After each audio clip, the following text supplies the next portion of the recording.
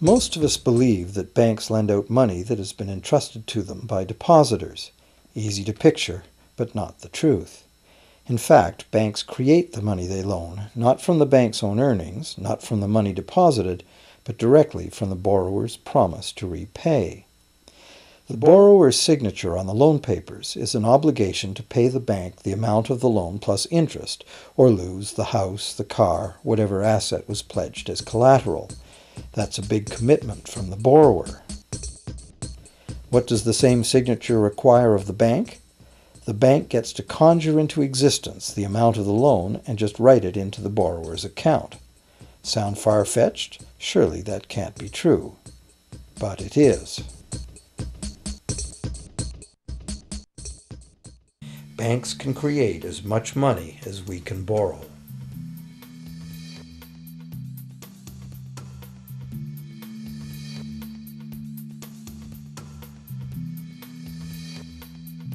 Despite the endlessly presented mint footage, government-created money typically accounts for less than 5% of the money in circulation.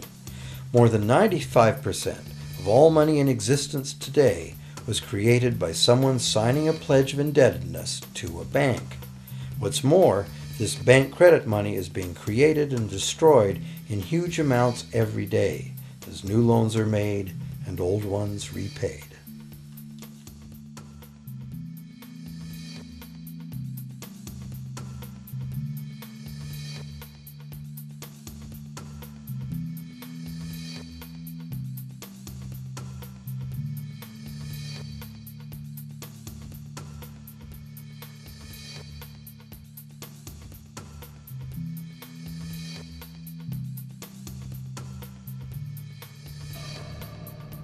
Banks can only practice this money system with the active cooperation of government. First, governments pass legal tender laws to make us use the national fiat currency. Secondly, governments allow private bank credit to be paid out in this government currency. Thirdly, government courts enforce debts.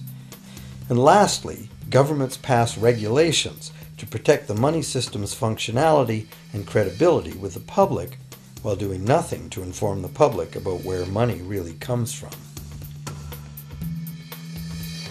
The simple truth is that when we sign on the dotted line for a so-called loan or mortgage, our signed pledge of payment, backed by the assets we pledge to forfeit should we fail to pay, is the only thing of real value involved in the transaction. To anyone who believes we will honor our pledge, that loan agreement or mortgage is now a portable, exchangeable, and saleable piece of paper. It's an IOU. It represents value and is therefore a form of money. This money the borrower exchanges for the bank's so-called loan. Now, a loan in the real world means that the lender must have something to lend. If you need a hammer, my loaning you a promise to provide a hammer I don't have won't be of much help.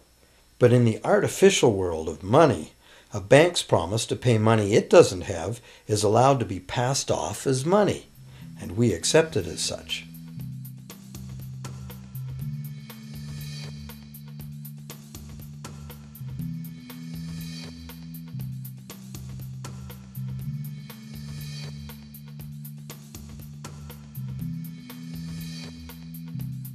Once the borrower signs the pledge of debt, the bank then balances the transaction by creating, with a few keystrokes on a computer, a matching debt of the bank to the borrower.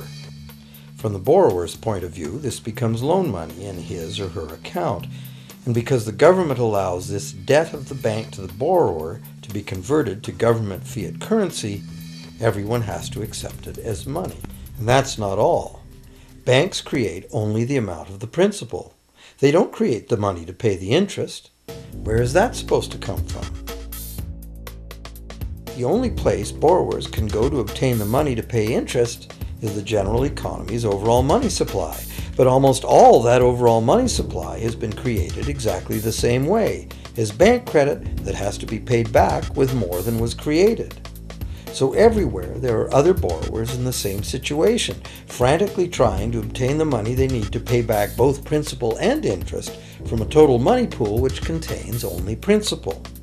It is clearly impossible for everyone to pay back the principal plus interest because the interest money doesn't exist. The modern money as debt system was born a little over 300 years ago, when the first Bank of England was set up with a royal charter for fractional lending of gold receipts at a modest ratio of 2 to 1. That modest ratio was just the proverbial foot in the door. The system is now worldwide, creates virtually unlimited amounts of money out of thin air, and has almost everyone on the planet chained to a perpetually growing debt that can never be paid off.